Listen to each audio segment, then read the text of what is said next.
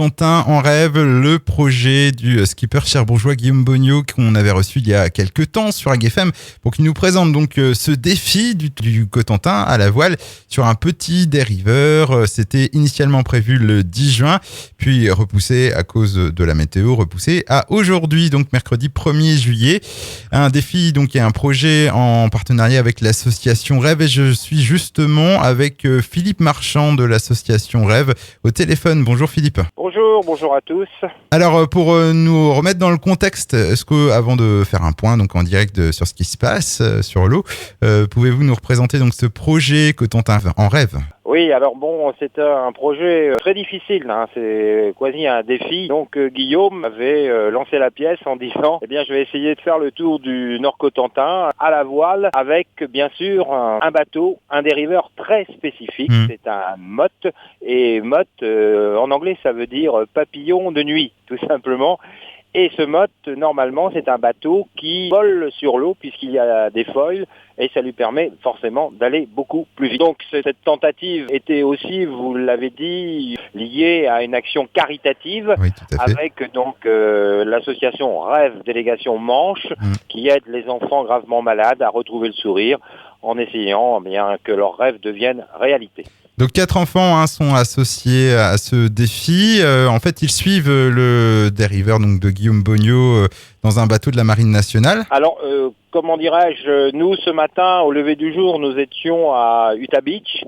Alors bon, un panorama magnifique, mais quand nous sommes arrivés, une once de vent, c'était carrément la Bérésina de ce côté-là. Et d'autre part, pour les enfants, ils étaient embarqués à bord du patrouilleur Le Flamand. Il faut d'ailleurs remercier largement la Marine nationale et le lieutenant de vaisseau et qui est le commandant de bord, Monsieur Dupont, car les enfants, c'était aussi leur rêve. Alors il n'y avait que 3 des enfants possibles. En tout cas, ce bateau, ce patrouilleur de la Marine est parti donc vers 9h15, 9h20 de sa base à l'arsenal de Cherbourg, remonté pour essayer de retrouver Guillaume Bognaud. Et finalement, compte tenu des conditions météo absolument délicates au niveau du vent, ils n'ont retrouvé Guillaume que devant, disons, entre Saint-Valahougue et Barfleur. Donc pour l'instant, malgré les difficultés rencontrées ce matin à cause du manque de vent, pour l'instant, c'est quand même parti. Alors c'est parti. Il faut savoir pour peut-être les spécialistes, que le bateau de Guillaume ne fait que 3 nœuds de vitesse, donc ça fait quasi un peu plus de 5 km/h. Vous voyez, donc il avance pas beaucoup. Le bateau, je l'ai dit en préambule, n'arrive pas à se soulever. Et donc, Guillaume, il fait son maximum. Alors, il n'a pas pris la décision. On pensait qu'il allait prendre la décision peut-être d'abandonner à un certain niveau, peut-être de ça va. Pour l'instant, il est toujours sur l'eau, encadré par un Zodiac de l'école de voile de Cherbourg, qui participe bien sûr à ce défi. Et puis l'association AS, qui est une association de sécurité en mer et de secourisme qui est là, donc qui entoure le bateau de Guillaume.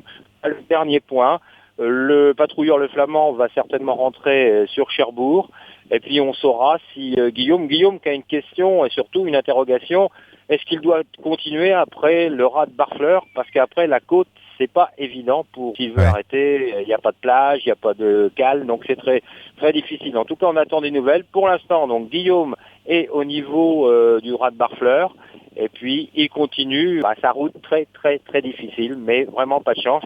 Alors que actuellement le vent est en train de quelque peu monter, peut-être avec les menaces d'orage qui sont annoncées. Et bien, en tout cas, merci pour ce point en direct donc de Philippe Marchand de l'association Rêve sur ce projet du Cotentin en rêve.